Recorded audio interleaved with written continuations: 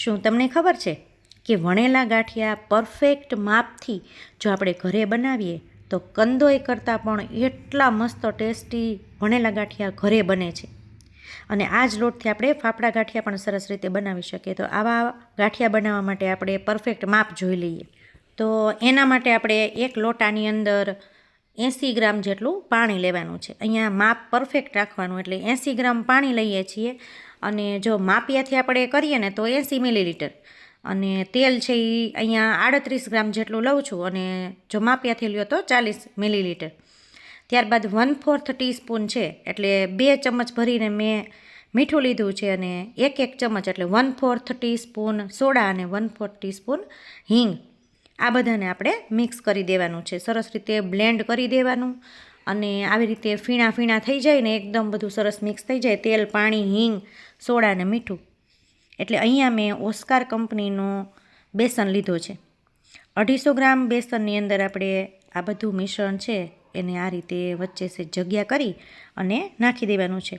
અને પૂરેપૂરું નખાઈ જાય ને એનું ખાસ ધ્યાન રાખવાનું, લોટામાં સેજ પણ ટીપું એ વધવું ન જોઈએ. એટલે આપણું પરફેક્ટ માપથી કંઈ નાખવું નહીં પડે, કંઈ ઘટશે નહીં, અને સરસ રીતે હળવા હાથે આપણે લોટ છે એને બાઇન્ડ કરી લેવાનો છે. અહીંયા જો મેં વિડીયો કટ નથી કર્યો, ખાલી સ્પીડ વધારી છે. તો આ રીતે આપણો લોટ આવો તૈયાર થયો છે. જો આવી કન્સિસ્ટન્સી છે, આટલો થીક, એટલે નહીં ઢીલો કે નહીં કઠણ, આવો સરસ મજાનો લોટ આપણો બંધાઈ જશે. ત્યારબાદ આપણે છે ને ફરી પાછું કાંટા ઉપર એક ડીશમાં હું તેલ લઉં છું 10 ગ્રામ. અને હવે આપણે આ 10 ગ્રામ તેલ છે ને એને માત્ર લોટ કૂણવા માટે જ વાપરવાનું છે. તો આપણો જે લોટ બાંધ્યો છે ને એને કૂણવા માટે આપણે આ તેલ છે ને એને હાથમાં લગાવી અને લોટને કૂણવાનો છે. જો આ રીતે આપણે લોટ કૂણતા જશું, આપણને એમ લાગે એક ચોટે છે, એટલે આ રીતે આંગળી બોળી લેવાની તેલમાં અને લોટને કૂણવાનો. એકદમ સરસ રીતે લોટ છે, તેલ બધું પૂરું થઈ જાય ને ત્યાં સુધી લોટને કૂણવાનો છે.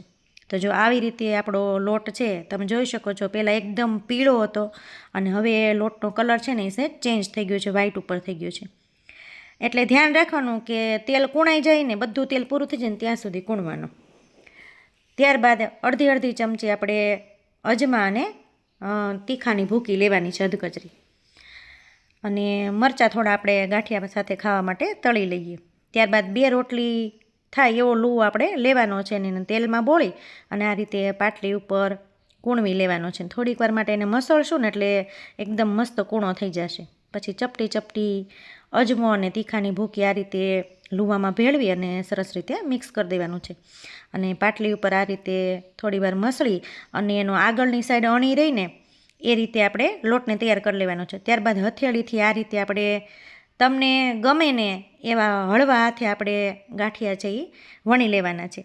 તમને ગાંઠિયા વણવામાં તકલીફ પડતી હોય તો આકાર કોઈ પણ હાલે, એવું કંઈ જરૂરી નથી કે કંદોયનો આકાર હોય ને એવો જ આકાર થાય. તળાશે ને એટલે મસ્ત બની જશે. પછી આપણે તેલ છે ને એનું ખાસ ધ્યાન રાખવાનું છે કે એકદમ ધીમા તેલે આપણે ગાંઠિયા છે ને તળવાનું છે. હાવ ઓછું તેલ આવવા દેવાનું. સેજ પણ તેલ વધારે આવી જાય ને તો ગાંઠિયો છે ને એ પોચો ન થાય ને એકદમ તરત જ કડક થઈ જાય ઉપરની સાઈડ. તો ધીમા ગેસે આપણે ઓછા તેલમાં આપણે આ રીતે ગાંઠિયા છે ને તળી લેવાના છે. એના ઉપરથી આપણે હિંગ છે ને એનો છંટકાવ કરી દેવાનો છે.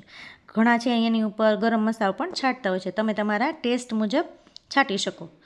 અને એની સાથે મરચાં, ડુંગળી, કાચી કેરીની કટકી મસ્ત લાગે છે. ને એકવાર આ રીતે મારા ચોક્કસ પરફેક્ટ માપથી તમે ટ્રાય કરજો, ખરેખર બહુ મજા આવશે ખાવાની.